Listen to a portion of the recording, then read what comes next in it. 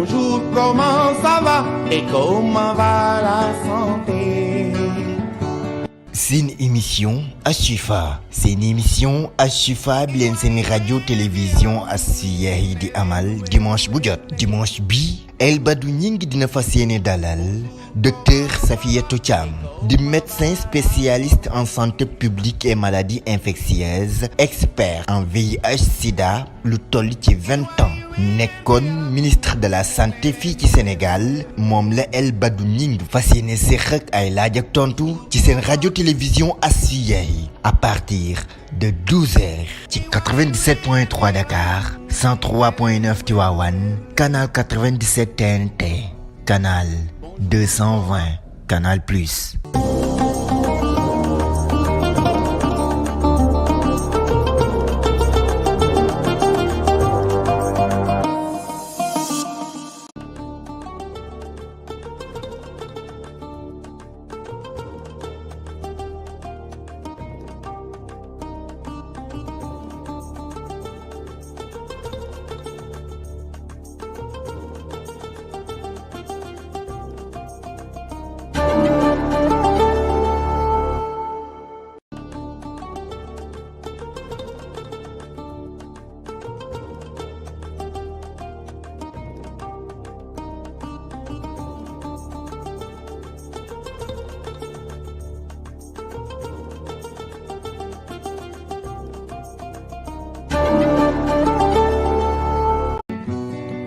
Bonjour, comment ça va et comment va la santé?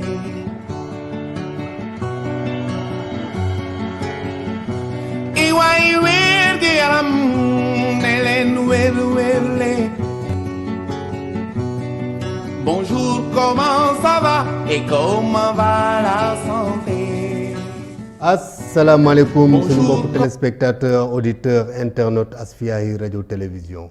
man la El Badou Gningue maa dellu soit ci dimanche jile di leen ñaanal yàlla jàmm di leen ñaanal yàlla yiw di leen ñaanal yàlla sutura ñun ñëpp yàlla nañ ko yàlla boole defal ci barki yonent bi sallallahu alayhi wa sallam alhamdulilah rabbil alamin santati yàlla fi lañ toogoon dimanche yi passé ñu ñaan yàlla mu may ñu fekk dimanche yàlla defal ñu ko koy sante alhamdulilah rabbil alamin tey nag ñu ñëwoon ci li ñuy wax jàngoroy sida jàngoro feeñ ci États-Unis au début des années 80 ban xeetu jàngoro la ak lu ci mënti di xew daal l'information a atteint le grand public en juillet 1981. Les premiers signes, les symptômes épidémiologiques indiquent que la maladie, pas encore nommée, est transmissible par voie sexuelle. jàngoro jooju ñuy wax mën na laa dale ci sëy ngay sëqët ngay ñiis di jeex sa karaw di ruus sa immunité naturelle wàññeeku. C'est le virus de l'immunodéficience humaine, le VIH. Une année plus tard, 1982, les recherches scientifiques gis ni ndekete yoo walaate googu ñuy wax ci jàngoroy sida jàngoro jooju ñu ne ci sëy lay jóge mën naa jaar ci yeneen voie de transmission lu ci mel ni deret la transfusion sanguine mu commencé nag inquiéter jóge na États-Unis law na tous les continents sont touchés. Les grands laboratoires de recherche se mobilisent pour définir et tenter de circonscrire la maladie. 1985, les premiers dépistages furent mis au point. 1986, vu la gravité de la situation dans le monde, le 1er décembre est décrété Journée mondiale du sida par l'OMS. Les lueurs d'espoir pour les malades arrivèrent avec la découverte d'une molécule antivirale AZT. En 89 mu def mutation bu spectaculaire 138 souches différentes de HIV recensées. 1990 le nombre de malades du sida dans le monde atteint 1 million. toogaay amatul nag la mobilisation générale dans le milieu médical dans le monde scientifique et politique d'énormes moyens techniques et financiers dégagés pour lutter contre cette maladie. fu sida toll néew na lu ñu koy dégg léegi fii ci Sénégal. Pour répondre à toutes ces interrogations, choix ne peut être plus judicieux que celui porté sur ki nga xam ni moom moo jiite kuréel googu ñuy wax CNLS ci Sénégal. tey nag seen émission Ashifa dugg ak yéen ci jàngoroy sida di ci ànd ak docteur Safiatou Thiam son portrait. Bonjour, comment ça va et comment va la santé?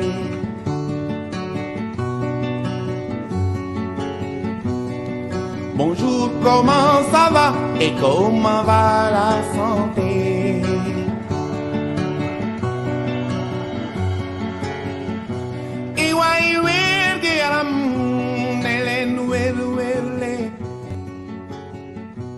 Docteur Safiatou Thiam docteur Safiatou Thiam du médecin spécialiste ci wàllu santé publique ak maladie infectieuse nekk it expert ci wàllu VIH sida lu toll ci ñaar fukki at moom mi fi nekkoon jëwriñ ji ñu dénk wàllum santé ci Sénégal di doomu Thiès nekk ko fa wutu woon Abdou Fall ginnaaw yenn ciy jàppante ci ndéem si yàlla Issa Mbaye Samb nekkoon ancien conseiller national bu système des Nations Unies ci wàllu VIH ak it bokk ci groupe thématique ONU Sida ca PNUD ci Ndakaaru atum 2007. Et comment va la santé? Bonjour, comment ça va et comment va la santé? moom docteur Safiatou Thiam membre la woon ci conseil d'administration bu fondation Sanofi Espoir waaye yamul foofu nekk ki nga xamante ne moo samp mouvement présence citoyenne au Sénégal.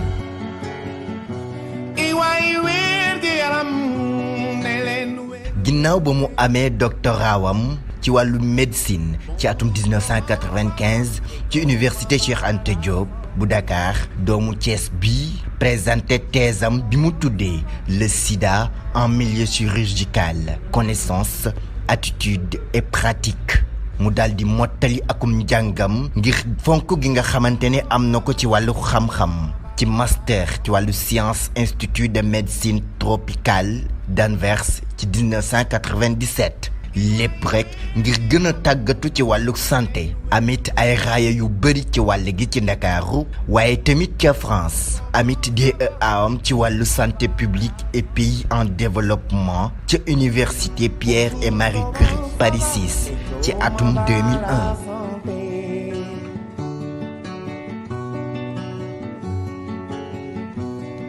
Bonjour, comment ça va et comment va la santé?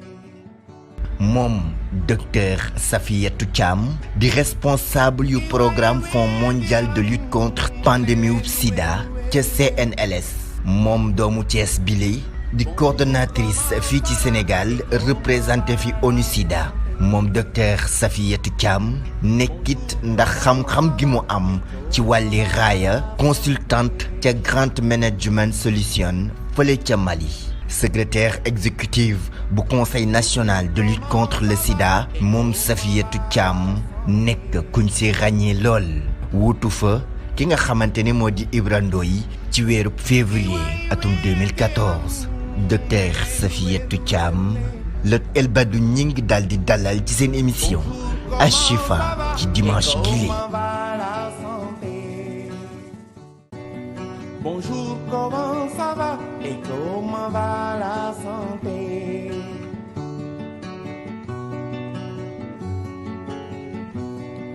Bonjour, comment ça va et comment va la santé?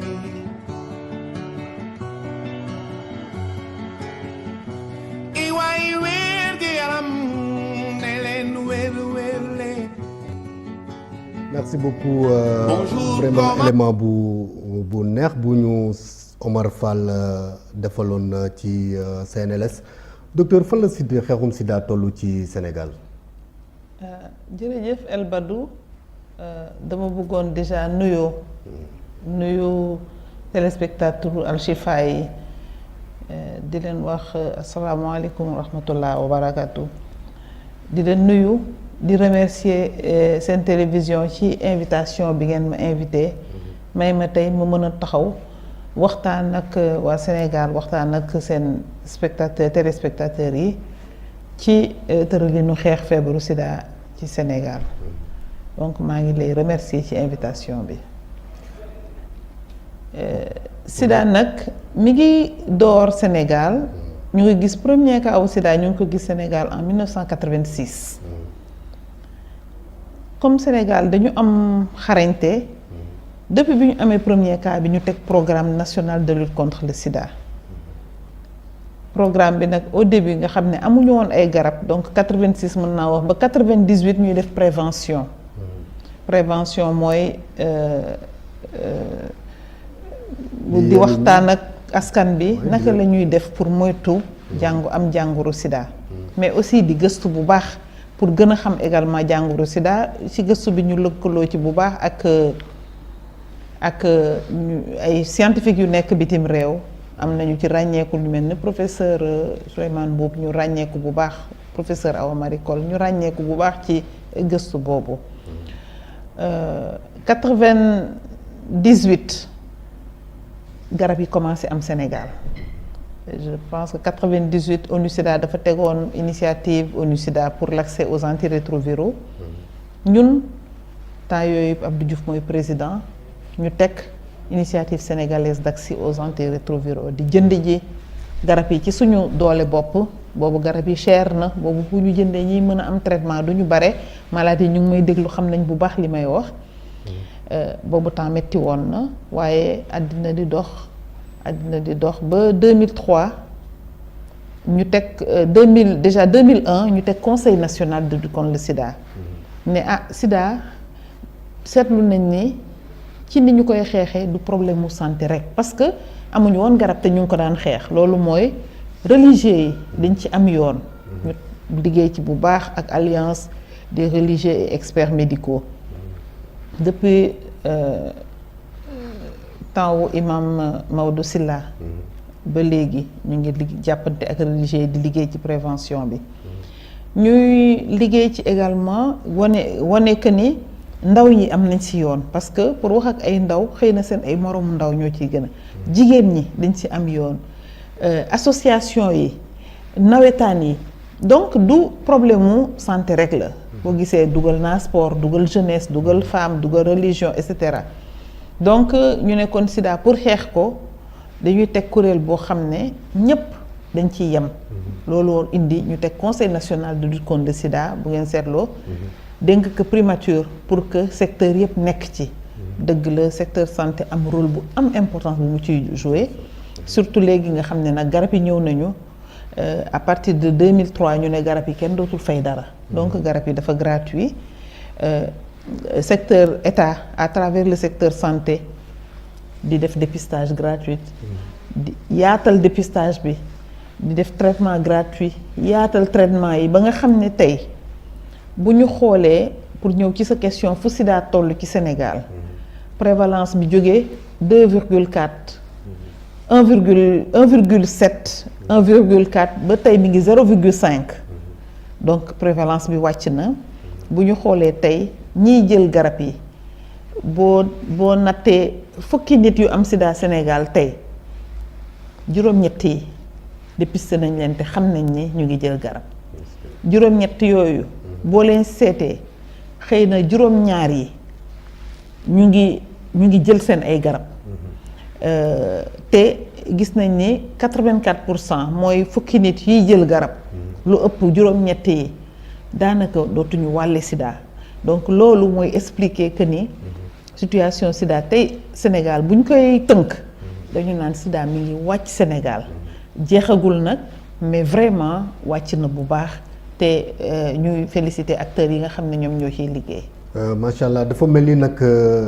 dafa mel ni VIH sida daf ñuy fàttali suñu ndorte ci xeexu coronavirus. ñaari feebar yi wuti wuñu lu bare d'abord ñoom ñaar ñëpp ay virus la. li ñu nuroo dafa bare parce que VIH bi muy ñëw comme coronavirus dafa bett àddina bi. donc taxawaay bi ñu ci taxaw mooy déjà gaawantu bi ci taxaw bi. VIH moo nekk feebar boo xam ne xëy na en 20 ans ñu découvrir lu koy dépister xam virus bi commencé génn garab yi ba léegi ñuy wax efficacité garab yi donc loolu également nuru na ko coronavirus leneen li nga xam ne nuru na ko coronavirus mooy xeex feebar boo xam ne xamuloo lu koy faj tu es obligé wuti yeneen moyen mooy li may wax ne début bi dañu dajale experts médicaux yi dajale communauté bi dajeek religieux yi ñu daje ku nekk wax li nga xam loolu moo am xëy na temps bi VIH di door amul woon réseaux sociaux nag xëy na pour que communication bi tar comme ni mu taree ci coronavirus mais ñun ñi nga xam ne dañuy liggéey ci virus yi ak bactéries ak maladies infectieuses yi gis nañ ni ay similitudes yu bare ci ni mu génnee ni mu bette nit ñi ak ni ko nit ñi taxawee. man dama doon wax sax ni est-ce que erreur yi ñu def ci communication ci Covid-19 Sida waruñu woon inspiré quoi. xam nga mënoo ko tuddee erreur parce que bu fekkee ni da ngay jàng da ngay def di jàng ñun on dit da ngay learning by doing mooy ci def bi ngay jàngee. donc mënoo ko tuddee erreur leçon rek nga ko mën a tuddee. soo defee jaaree nii gis baaxul nga jàng ci jaar neneen boo jaaree neneen dem ba ci kanam nga gis ni baaxul nga jàng ci jaar neneen dama tàmm di wax ni coronavirus balaa xam-xam bi di mat épidémie bi jeex tàkk ñu tënk génne ni lii mooy xam-xam bi mais pour le moment dañuy njort rek di wax lu ñu xalaat di inspiré wu ci yeneen feebar pour xalaat ne nii la ñu war a defee wala nii la ñu war a defee mais amul kenn ku matal xam-xam bi. ok l'ampleur de la crise du sida wàññeekuwul xanaa Covid bi moo ko nëbb. non fekk na Covid bi muy ñëw fekk na sida wàññeeku. tey suñu crainte mooy sida jógaat. à cause de coronavirus. parce que li ñu seetlu mooy bi coronavirus ñëwee daaw. mënatuñu xeexu sida donc dañu ne nañu jël moyen wu sida yi affecté ko coronavirus déjà loolu xam nga luy wàññi sida la luy wàññi doole sida la doole xeex sida donc dañu jël moyen yi xeexee ko coronavirus ñi ñi daan financé aussi tënk ci li ñu daan jox sida jox ko coronavirus ñi nga xam ne ñooy faj sida mooy ñiy faj coronavirus parce que boo demee ci service de santé bi docteur bi nga xam ne moo daan faj maladie amatul jot mi ngi ci malade coronavirus yi maladie seen bopp ñëwatuñu parce que ragal nañu structure de santé yi personnel de santé bi ils étaient submergés taluñu leen maladie du ñuy ñëw jël seen garab donc tey suñu crainte mooy coronavirus tax ba jéego yi ñu amoon ci xeex feebaru sida mu delloo ñu ginnaaw waaw tey loolu la ñuy xalaat bu baax. madame le ministre ban jàngat nga am ci sa passage en tant que ministre de la santé. jàng naa lu bare xam nga ministre d'abord yàlla moo koy teg nit. ndombu tànk yàlla moo koy jox nit. man biñ may nommé ministre de la santé. xalaatuma ko woon fooguma ko woon yaakaaruma ko woon ndax liy firndeel loolu mooy septembre lañ ma nommé ministre de la santé mais li ko jiitu 1er avril dama démissionné woon CNLS laa daan liggéey CNLS bi may diriger tey fa laa nekkoon chargé de programme nekk fa expert chargé du projet Fonds mondial ma toog xam nga rek jeune boo nekkee ci dara ba def fa 4 ans rek nga ni ah non doy la naa bii xaaral ma dem defi leneen ma démissionné dem Nations Unies dem PNUD ñu dénk ma coordination programme VIH bu système des Nations Unies donc fa laa nekk xalaat ni pare naa Sénégal léegi damay orienté wu vers une carrière internationale ma def ko avril mai juin juillet août septembre ñu woo ma comme ministre de la santé biñ ma woowee li ma njëkk a xalaat mooy man sama yéene mooy ma liggéey en dehors du Sénégal mais yàlla du loolu la namm ci man parce que dañ ma delloo si waat ma demaat intégré waat fonction publique et tout ñëw nekk ministre de la santé donc premier jàngat bi mooy ministre nit du ko fal boppam yàlla moo la koy fal te noonu laa ko nangoo woon du ma dugg nag ci détail yu fan la sama fal jaar parce que léegi nit ñi xalaat ni kii mais vraiment mu jaar ci ay loxo nit yoo xam ne bu dee ñu ngi may seetaan dinañu xam que ni vraiment maa ngi leen di delloo njukkal mais je veux le faire dans la discrétion muy nit boo xam ne tey jii Sénégal ku ne bëgg nga en tout cas nekk ak moom jël sama CV jox ko président Wade ne ko kii am naa ci moom yaakaar. président yàlla bu baax man maa lay wax ne la. ce passage ministère de la santé ñëpp ko rafetlu def ko fa vraiment liggéey bu mucc ayib. lépp nga def ko ci discrétion ak simplicité surtout. El Badou mu nekk loo xam ne tamit beneen jàngat la parce que loolu satisfaction la xam nga docteur lan nga mun faj nit mu kontaan nga liggéey nit ñi liggéey te vraiment sénégalais yi tamit man duma jóg ci di leen delloo njukkal amul dëkk bu may dem ci àddina bi su ma gisee sénégalais aéroport wala ci restaurant wala fenn fu may liggéeyee nu mu mën a toll sénégalais boobu dina bàyyi ñëw ba ci man ne ma madame man de xàmmee naa la apprécier naa la bëgg naa la ndax lii nga def wala lii mu nekk loo xam ne aussi man chaque fois damay wax ni vraiment man sénégalais mënuma leen fay parce que man xaw ma lan laa leen defal mës naa nekk Niamey consultation boobu nekkatuma ministre en 2009 fin 2009 parce que avril 2009 laa 1er mai 2009 laa arrêté nekk ministre septembre ma dem Niamey pour benn consultation bu ma doon def ma dem ci benn restaurant di reer rek benn sénégalais ñëw ne ma madame man dama la xàmmee yow yaa nekkoon wax ma ni ko waaw dëgg la dama fi nekk di liggéey foo dal ma ni ko hôtel laa dal maa ngi tel hôtel ñu ngi dugg weeru koor da nga fi am ay mbokk ma ni ko non c'est pas grave je mange à l'hôtel wala ma dem si kii mu ne ma déedéet chaque jour sama jabar dina la jël si sama kër ngi ay ndogoo ma dem ba moom ci boppam am yeneen sénégalais yoo xam ne dañ may xëccoo ndax ku ñëw fekk ma fa ne ma kon suba sama kër ngay ndogoo ñuy xëccoo jabaram ne ma hey man maa la indi ñooñu li may wax ni 2009 ba léegi ça fait 12 ans ñooñu sama ay rakk lañu ñu ngi léegi Côte d'Ivoire ñu mel na sama ay mbokk lañu mun nga leen nuyu parce que nous sommes suivis par 43 pays d'Afrique. mooy Astou Faye Touré ak Adama Touré Adama mi ngi Banque mondiale noonu laa leen xamee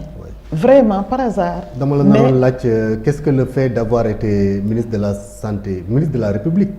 vous a offert comme opportunité mais lim nga ko mooy reconnaissance boobu parce que xam nga ministre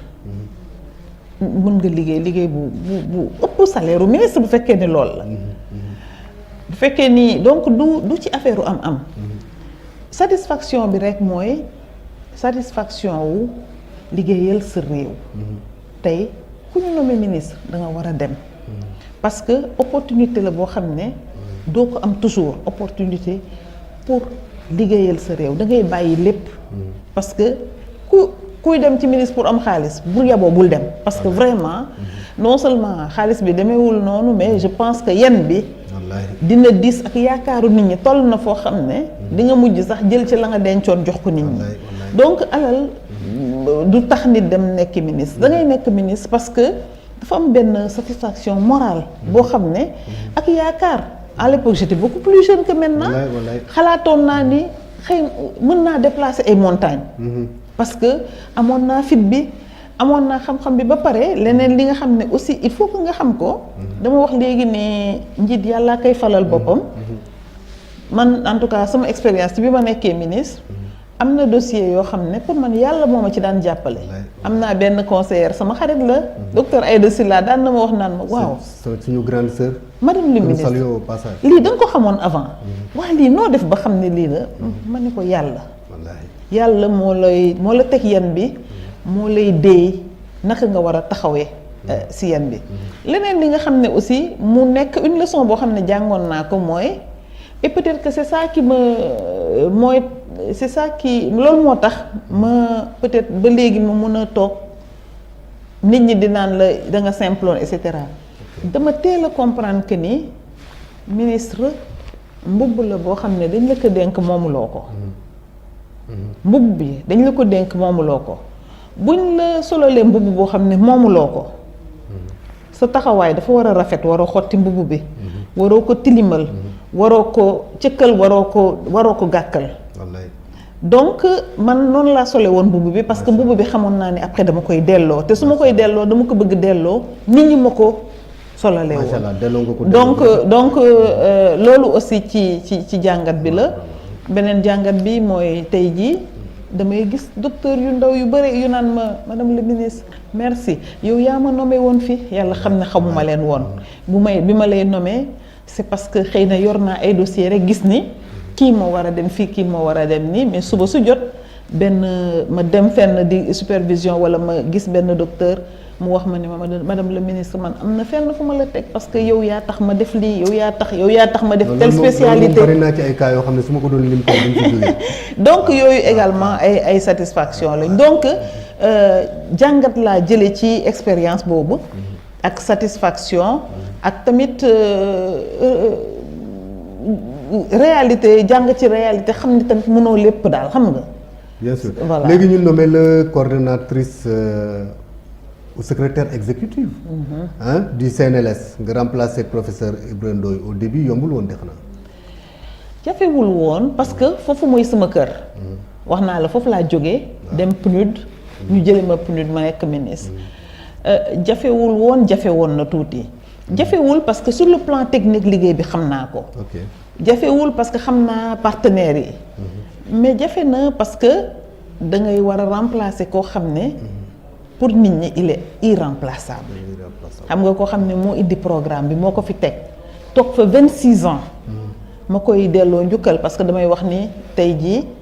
moom moo ma jàngal liggéey. docteur Ndoye ma koy nuyu di ko ñaanal wér di ko ñaanal gudd fan.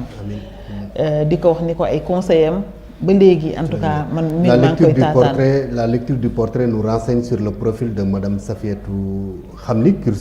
cursusam may na ko vraiment mu jiite tamit kër gi mais docteur comment s'est propagé le sida? D'abord au Sénégal moo expliqué sida ni mu propagé au Sénégal malade yi daan njëkk a ñëw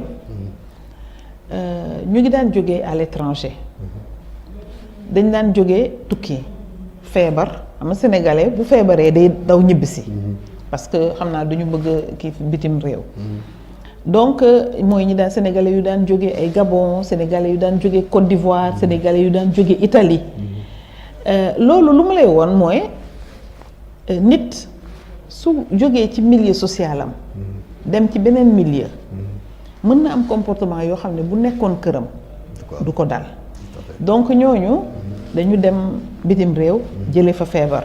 ñu ci bare si ñoom ñibbisi bi ñu ñibbisee ñu wàll ko seen ay soxna noonu la sida lawee Sénégal ñu wàll ko seen soxna am ñoo xam ne dañuy gaañu ñu jël soxna bi may ko seen frère wala keneen takk soxna bi et cetera bon après transmission mère enfant tey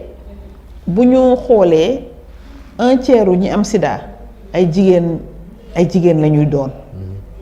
surtout jigéen ñi nga xam ne tamit dañuy génn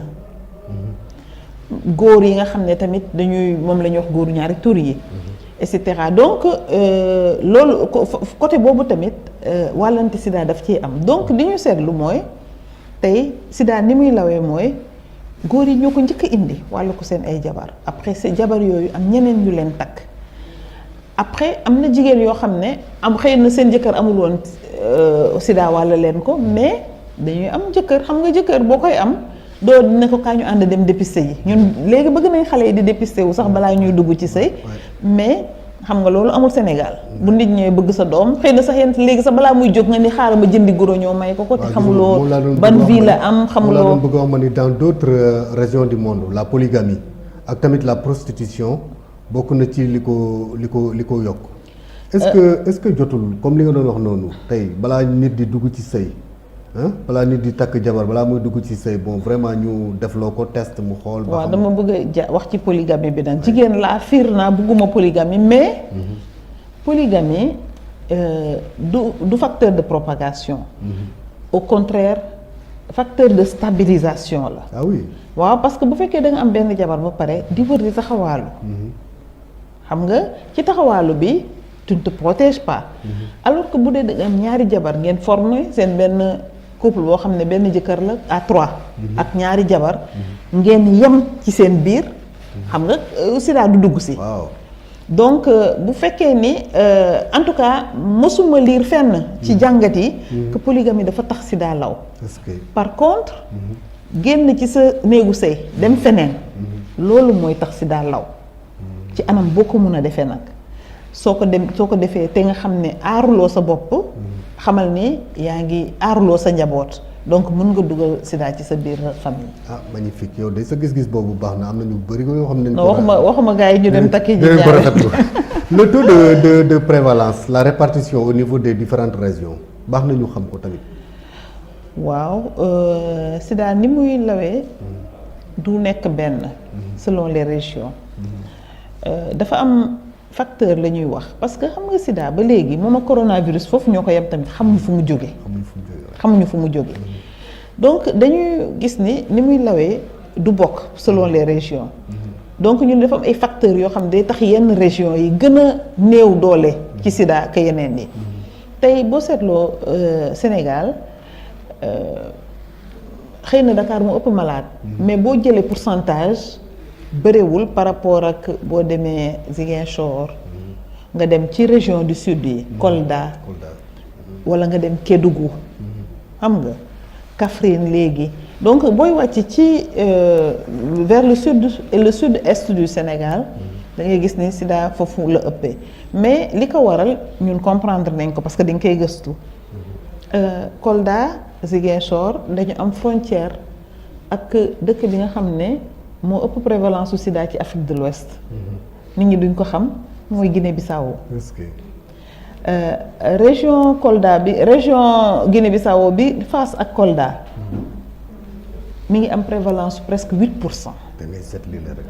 donc ci frontière yooyu day am échange nit ñi dañuy demalanteeg di ñëwalante donc c'est un peu normal Ziguinchor pareil même Gambie moo ëpp prévalence sida Sénégal donc région yi nga xam ne dañuy am kii boo demee région bu mel ni Kédougou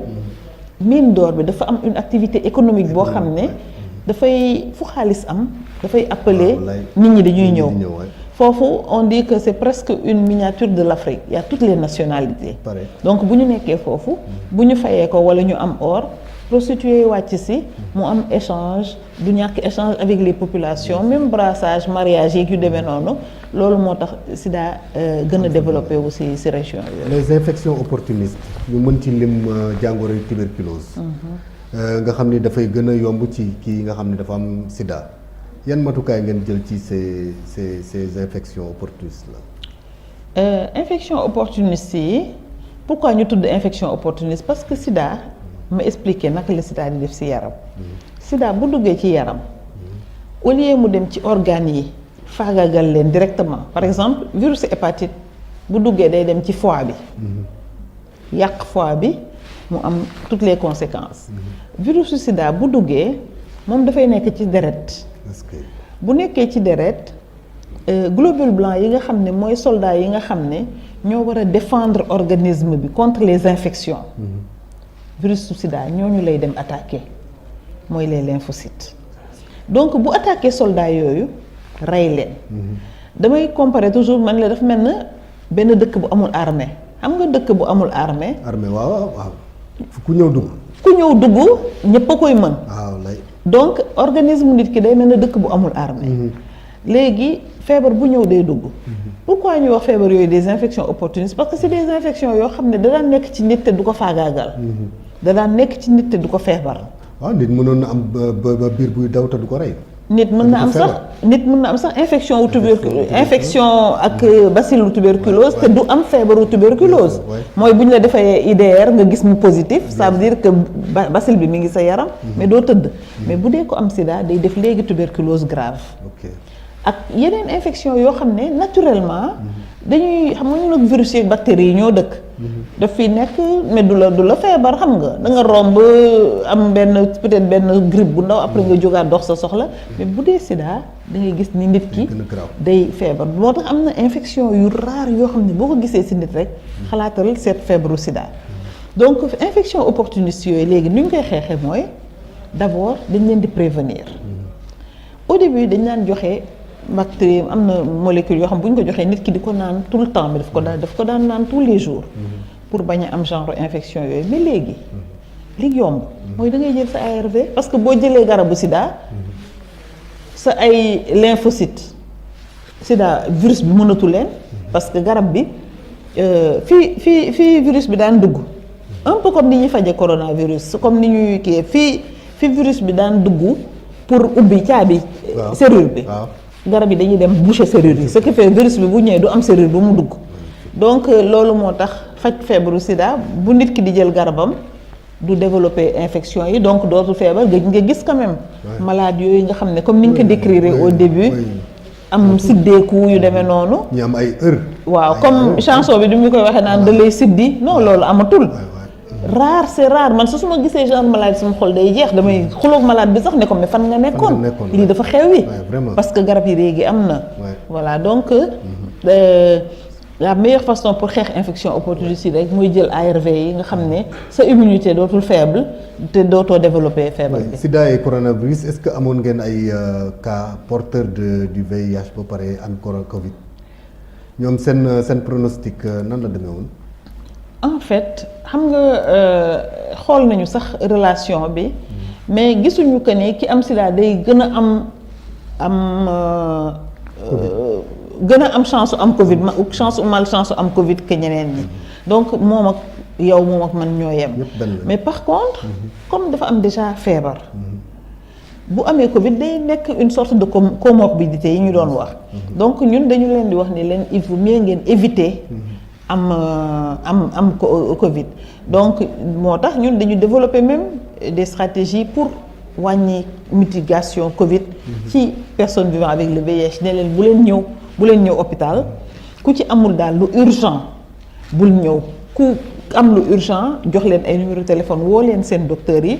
docteur bi dina la mën a wax ndax jar na ñëw war a jarul ñëw mais léegi ki am feebaru Sida di faju moom ñëpp a yem li dal ñëpp mën na ko dal mën na am diabète mën na am tension te daf koy am mën na am cancer mën na am Covid mën na am yëpp donc léegi vraiment ce qu'on dit mooy ku am feebaru jàngoro Sida ñëpp déjà dañu war a au moins dépister wu une fois pour xam seen diggante ak VIH mais boo ko amee da ngay ñoom ñu jox la ay garab et tu deviens comme tout le monde. oui femme enceinte ak dépistage avec le dépistage systématique dégg naa léegi moom ku ñëw jigéen wërul bu ñëwee rek. sage-femme yi ñu ngi ci góorgóorlu bu baax a baax. vraiment léegi comme ni ñu daan defee testu syphilis pour les femmes enceintes ku ñëw dañ la defal testu Sida ñun sax dañu jënd léegi ay syphilis dur. jënd réactif boo xam ne da lay testel syphilis testel le Sida mais pour que ñu éliminer transmission mère enfant te dañ ci war a àgg chaque jour dama koy wax dëkk les pays développés foofu amul transmission mère enfant parce que bu fekkee ni femme enceinte jigéen bu wan lor bu jëlee garab du ko wàll doomam mais il faut que ñu gis jigéen ñi jël ñi wan lor yëpp ñëw ñu testé leen ñu jox leen garab yaa ngi fi c'est gratuit donc vraiment tey Sénégal am nañu tous les moyens pour éliminer la transmission mère-enfant. après accouchement ñu daan gis ñuy jox meew xale yi. waaw pour éviter la transmission mère-enfant par l'allaitement. bu yaay ji di jël garab dootul soxla. waaw gis nga ko da ngay jël sa ay garab nga nàmpal sa doom. donc amul benn affaire mais le problème mooy. jigéen ñi sax bañu ñu dépister wu de. mais xam nga rek culturellement ba léegi am na ñoo xam ne suñu ëmbee duñu ñëw hôpital wala dañuy bàyyi ba au dernier moment di ko nëbb alors que transmission bi mën na am pendant la grossesse comme ni mu mënee am pendant l'allaitement ou pendant l'accouchement donc tey jii ñaax jigéen yu wérul yi ku ci dem hôpital bu ko sa sage-femme fàttalikoo sax nga fàttaliku ko parce que nga xam ne test boobu ngay def pour aar sa bopp la mais pour aar sa doom parce que vraiment feebar doy na mais feebar sa doom feebar pour jigéen dis na. dégg naa ci wéyu béy nii le projet enfant vivant avec le VIH. ça me tient à cœur. waaw parce que dañu toog ñu def ay gëstu benn moment rek man ma gis ni lii injustice la parce que am nañu résultat yu baax chez les adultes. léegi wax naa ko Sénégal fukki nit yu am sida juróom-ñett yi dépisté nañ ko mi ngi faju mais boo demee ci xale yi fukki nit yu am sida ci xale yi ñeent ñi rek la ñu dépisté juróom benn yi gisuñu leen fajuwuñ ba pare ñeent ñooñu di faju ñaar ñi ñooy wër yeneen ñaar yi mën na am duñu am sax ñaari at ñu gaañu donc finalement boo jëlee fukki xale yu am sida juróom-ñett yi dañuy feebar boo moytuwul ñu ñàkk seen bakkan mais loolu mu nekk benn déséquilibre boo xam ne dama toog ak ñi may liggéeyal ñu toog ñu ne waaw xale yi am nañu xale yi am sida mais nekkuñu fenn lu dul ci kër parents yi am sida. Ouais. donc ñun mag yi ñuy faj ba am ci 80% de satisfaction. oui dañ xool xale yi. buñ ñu indilee seen ay doom. ñu dinañ am xale yi. bien sûr. donc may def ce travail dans le cadre du dépistage familial. service yi ñuy faje mag yi ma ne leen mag bu ngeen faj tamit na indi njabootam. ñu testé leen. bu ci amee kenn. mais damay waxtaan ak ñoom ñu ne duñu dépister mais lu tax du dépister nga ne ah man daal déjà sama taaw bi dafa feebar. bëgg ci boole beneen xale bu feebar. mais attends xale bi bu dee infecté na. il vaut mieux nga teel ko indi. ñu jox ko garab mais bu fekkee ni da ngay ne doo ko indi parce que bëggoo sax xam lan moo ko dal ba mu feebar da ngay am ñaari doom yu feebar. am ñoo xam ne dañ lay wax ne la ñoom taluñu tal seen bopp la ñu tal parce que amuñu sax paas bu ñu indee xale. je vous comprends madame c'est vraiment un problème. dëgg la xale bi war a naan garabam. dëgg la ndekkiwul amul lu mu lekk amul lu mu naan xale bi war a dem hôpital. amul paas rendez-vous amul paas. loolu je comprends. donc finalement nga ni ñun gouvernement mu ngi investir di jënd ay garab nit ñi wéruñu ndax lan parce que benn 1000 francs bu ñu paasee wala bu ñu ndekkee moo leen téye donc ma ni nañu def xëy na campagne xëy na suñ ci waxtaanee ak sénégalais yi te xëy na bu boobaa di ma invité waat ma ñëw wax ci campagne bi. bien sûr bien sûr. bu ñu waxtaanee ak sénégalais yi ku nekk génne 5000 francs 10 000 francs loo am. nga xam ne loo am rek jàppale nga benn xale. parce que xale bi bu dee bu ñëwee bu ñibbi ñu may ko paas 2000 francs defaral ko mburu jëndal ko meew ak sunguf buy dem mu yóbbaale ko au moins xale boobu balaa rendez-vous di jotaat mu am tuuti lu mu lekk xëy na on ne peut pas régler tous les problèmes tellement noble que. mais am naa yaakaar ni loolu noonu bu jëmee kaw du jar ngay def nit ñi sax di cotiser mais di nga gis ay nit yoo xam ne nii tey ñoom ñooy volontaire. am na sax ñu commencé vraiment vraiment dañu ko lancé woon en décembre 2019 malheureusement Covid 19 ñëw. baare ñu. mais bientôt dinaa reprendre campagne boobu parce que vraiment mënuñu toog di seetaan xale yi. duñu faju xale yi di gaañu ci loo xam ne mën nañ leen jàppale. loolu yàlla la ci yàlla jàppale. loolu moom vraiment ça me tient man tamit à cœur te bokk naa ci projet boobu. amiin jërëjëf. mais le sida ne tue plus comme avant. waaw parce que garab yaa ngi fi. booy jël garab. yaa ki amul sida vous avez la même espérance de vie. donc loolu ñu ci sant suñu gouvernement parce que Sénégal quand même. maa ngi wax en 98 la ñu def initiative sénégalaise mooy premier pays africain bu def initiative sénégalaise d'accès aux antirétroviraux mu nekk xeex boo xam ne sénégalais yi ñoo ko xeex aussi bañ parce que au début bu ñu dégloo tubaab yi dañu ne woon Afrique amuñu moyen loolu moo tax xeexu coronavirus daf ñuy fàttali xeexu sida comme vaccin bi comme ñu nag vaccin bi actuellement rek ñoom ñu am moyen di faju ñu ne ñu yéen comme yéen amu leen xaalis yem leen ci prévention boobu experts yi nga xam ne ñoo demoon représenté ñu dama ciy waxtaan toujours ak docteur Ndoye ne nañ leen jóg ñu ñibbi fii bu ñu fi toogee ñu signé lii dafay mel ne ñun ñoo toog signé ni tubaab yi ñoo war a faju ñun waruñu faju donc injustice yàgg na mais Sénégal am jom ñu takku rek jël tuuti bi ñu amoon au début le budget c'était 350 millions garab yu cheroon bu ñu jëndee tuuti nit ñoo daan faju mais ci la ñu nekk yeneen pays africains yi ñëw jàng ci ñun suñu initiative bi ISARV la tuddoon Mali def IMARV initiative malienne Gabon def IGARV Niger def INARV Bénin def IBARV ñépp pays yépp def seen initiative nationale d'accès aux antirétroviraux ñu forcer partenaires yi ñu wàññi njëgu garab yi indi générique yi ñu am doole jënd ko ba tey jii depuis 2003 partenaire bu mel ne Fonds mondial di ñu jàppale pour jënd garab yi tey budget garab yi ñuy jox sénégalais yi état Sénégal dina joxe 1,6 milliard. magnifique. pharmacie nationale d'approvisionnement PNA la koy jox mu jëndal ñu garab le reste lu tolloog 2 milliards Fonds mondial dina ko génne pour jëndal ñu réactif ak ay garab vraiment mais dafa nekk loo xam ne dañ ko xeex loolu moo tax toujours ci comparaison bi vaccin coronavirus bi bu ñu góorgóorluwul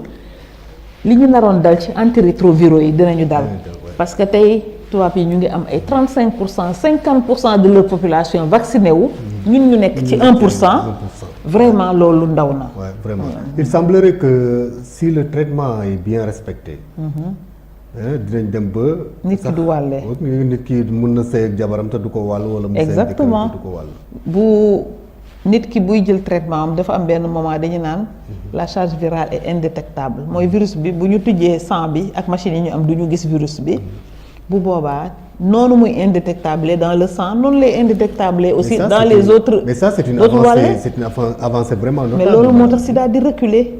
loolu moo tax ñu def tout notre effort ci dépister nit ñi am sida jox leen garab pour sida jeex parce que tey jii dañu gëm ni sida war na mun a jeex. oui da ngeen ko wutal àpp sax quoi ni war na jeex en d'ici 2030 d'ici 2030 waaw. mais loolu pour moi il faut que nit ñi di respecter le traitement. waaw il faut que nit ñi jël garab yi mais malade yi jël garab yi ñoom xam nañ solo garab yi de. mais garab yi du am rupture. ah ci gestion bu nekk. dina am rupture wala tension. rupture bi mooy du ñu toog ba mu jeex ci Sénégal. mais mën nañ toog waa Diourbel ne amatuñu garab. mais bu boobaa dañuy seet Kaolack. est-ce que fii ak li ñu commandé ñëw mën ngeen abal waa Diourbel garab yu demee noonu. oui bokkoon na ci engagement yi ngeen jëloon tamit garantir l'accès à ces antirétroviraux de plus de 30 personnes pour ñi 30 millions de personnes ñoom ñoo am sida. dans le monde voilà waaw. ci seen engagement mooy ñooñu ñëpp ku ci nekk. mooy 3,90 dañu waxoon ni. 3,90 bëgg nañ 90% des personnes yi nga xam ne dañu am sida ci àddina bi. ñu dépister leen. ñooñu ñu dépister 90% yi ñu jox leen garab. fexe ba ñuy jël seen garab ba nga xam ne 90% d'entre eux. dootuñu wàlle. mais léegi ñun ñu ngi viser 95 léegi. éliminer les nouvelles infections du VIH mooy suñu objectif. chez les enfants bu transmission mère enfant amatul. mais xale dootu fi am sida. oui bokkoon na tamit assurer l'accès aux options de l'association de la prévention combinée du VIH. mën nañ ci tudd prophylaxie pré-exposition la circoncision masculine médicale volontaire la réduction des risques et des préservatifs à moins de 90% des personnes avant 2000. waaw yooyu xam naa da nga ko jëlee surtout ONU Sida boo seetloo ci suñu stratégie Sénégal. circoncision masculine bokk ci. parce que naturellement. fii les gens sont circoncis mais boo demee dans les pays de l'Afrique de l'Est et du Sud. nga xam ne les gens ne sont pas circoncis ou en Occident. ñoom dañu am des programmes de circoncision des adultes. xam nga parce que dañu gis ni circoncision dafa bokk ci facteurs yi nga xam ne day protéger nit sida. ok bokkoon na ci yooyu les engagements tamit. te xëy na c'est pas parce que dama ñëw ci sur une chaîne religieuse. mais loolu baax na tamit ñu wax ko nit ñi xam ko. parce que dañu seetlu ni bu ñu tegee carte sida ci monde bi. teg carte pays islamique yi.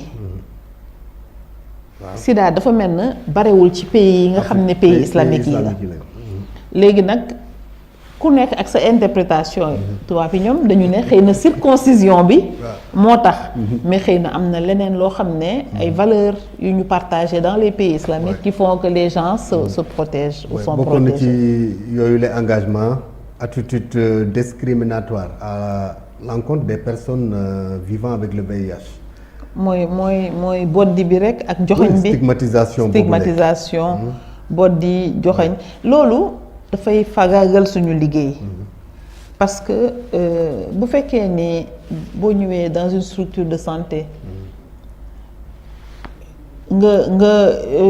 taxaw par exemple des fois xam nga médecin bi sax du la stigmatiser parce que moom xam na feebar la et cetera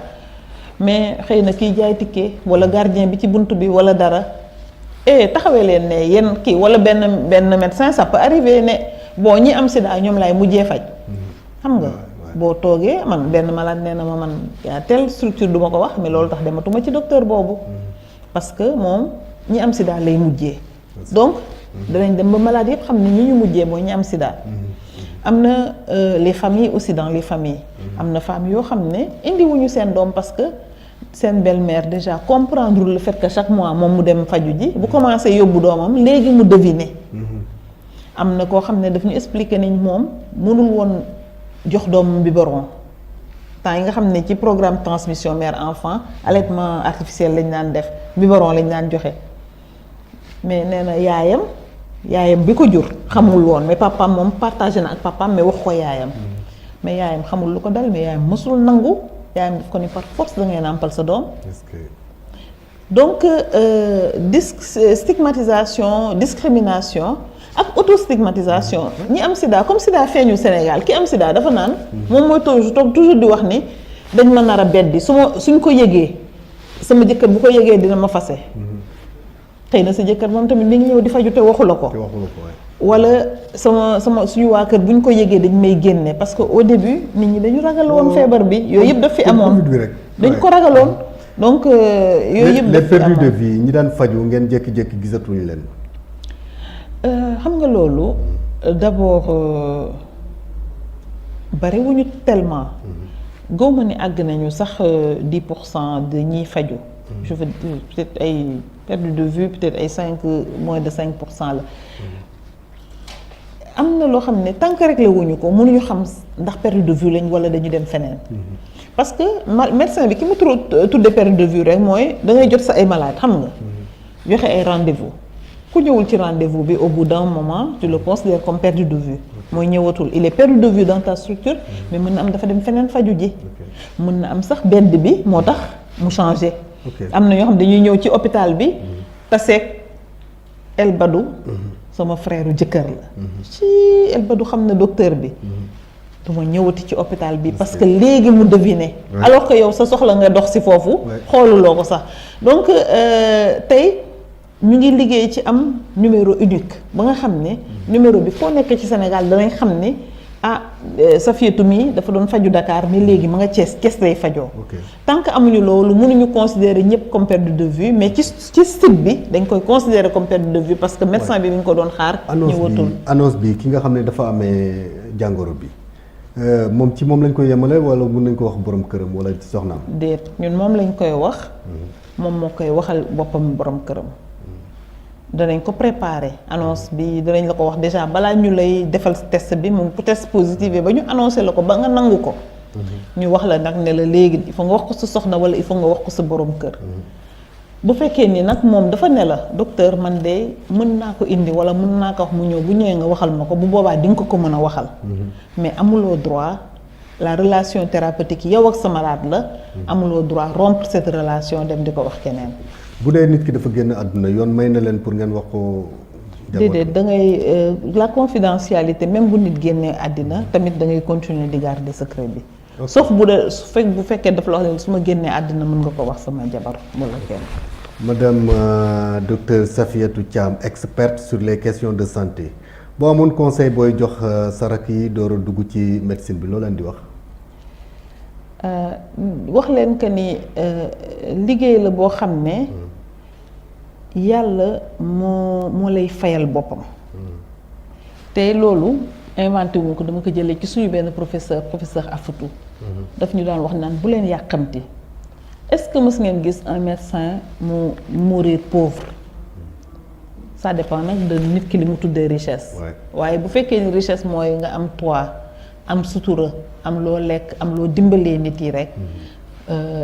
boo yàkkamtiwul yàlla dina la fayal boppam parce que yàlla nit doo def lu baax yàlla fay la lu bon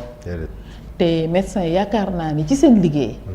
dañuy def lu baax dañu war a wéy ci def lu baax donc loolu vraiment bu fekkee am naa conseil bu may wax ñi gën a jeune ñi ma gën a féete xale dama leen di wax ni rek jarul yàkkamti teg leen seen liggéey ci yoon teg leen le malade au centre de vos préoccupations décision booy jël ko pour jàppale mbindeefu yàlla boobu te looy def ko ngir yàlla fay bi dina ñëw. tabarkalla jaar-jaar bi nga am femme médecin autorité politique looy digal jigéen bu bëgg a def comme yow quoi. jàng parce que man àddina bi gisuma beneen moyen pour accéder ci li nga bëgg bu dul jàng man daal man gëmuma yeneen yépp jàng bu mu mënta doon nag mais nit da ngay jàng xam-xam jàng liggéey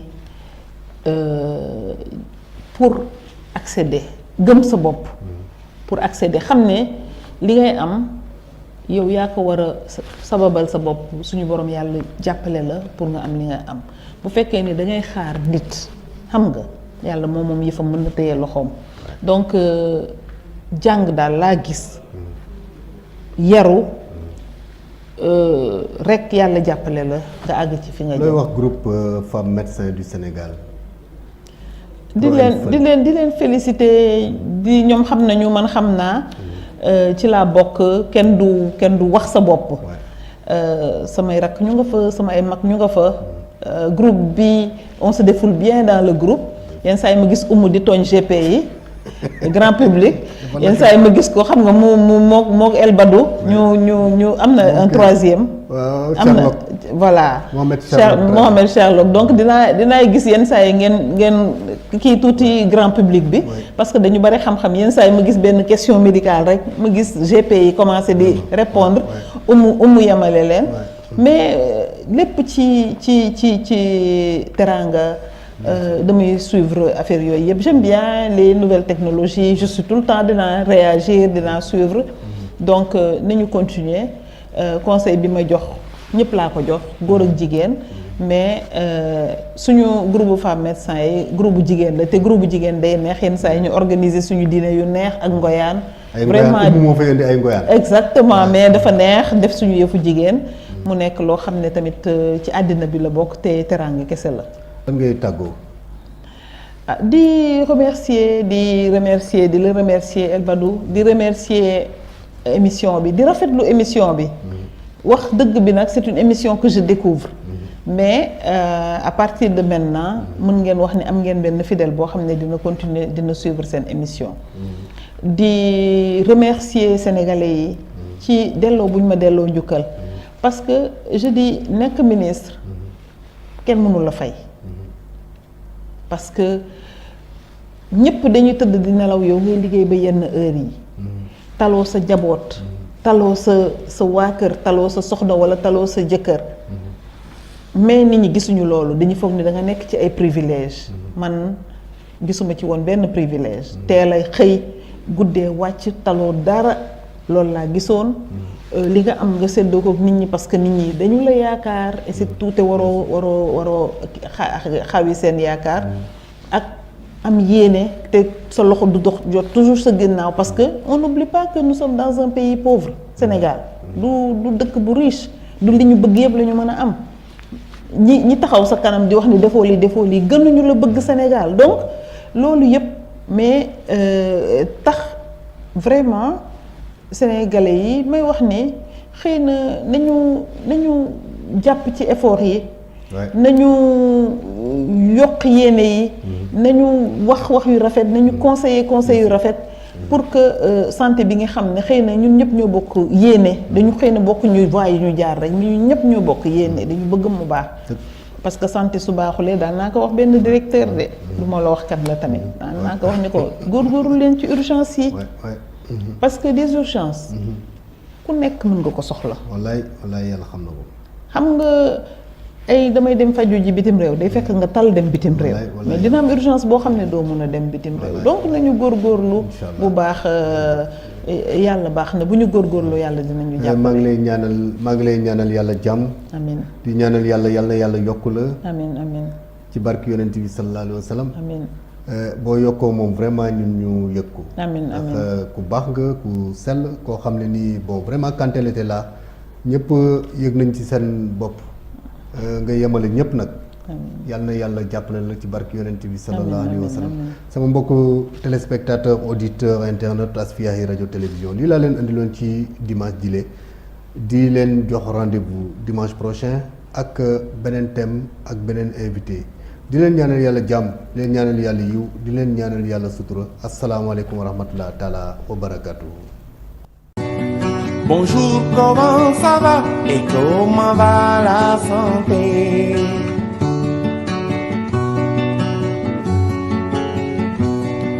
Bonjour, comment ça va et comment va?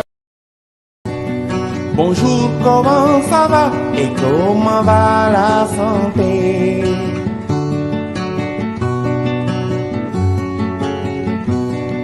Bonjour, comment ça va et comment va la santé?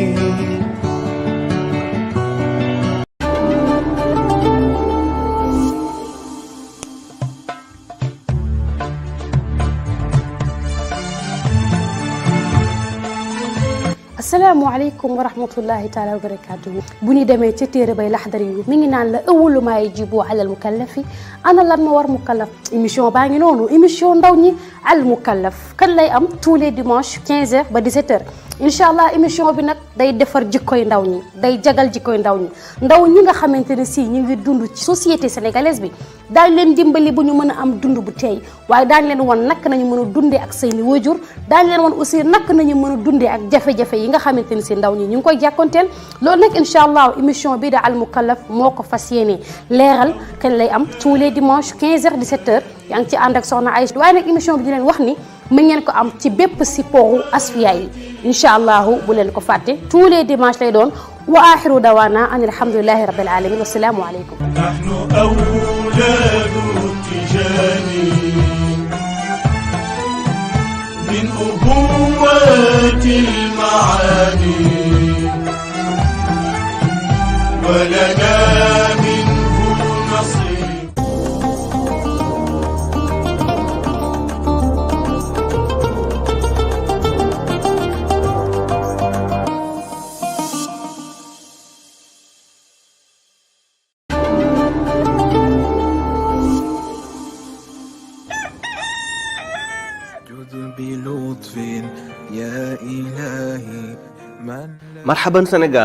marhaban Sénégal di émission bi xëyandoog yéen ci fii seen rajo télévision Asfiya yi bés bu jot altine ba àjjuma 7h30 jàpp 9h30 di xëyandoog yéen di indi ay rubrique yu am solo bokk na ci aaye bés bi xadisu bés bi bokk na ci itam darsul yawm ak xibaaru biir réew mi ak bitim réew xibaaru tali bi météo waaye itam bokk na ci bulletin santé ci wàllu wér-gu-yaram bokk na ci tamit portrait bokk na ci noble verti ak éco xadara bi kon nag mi ngi noonu bis bu jot lay doon fii ci seen rajo télévision Asfiya yi ngeen ci ànd ak seen mbokk daara Njaga Samb mën nga ñu suivre tamit ci mboolem support yi nga xam ne Asfiya yi am na ko bokk na ci YouTube Asfiya wala ci Facebook Asfiya wala ci www.asfiyahi.org kon nag mi ngi noonu Asfiya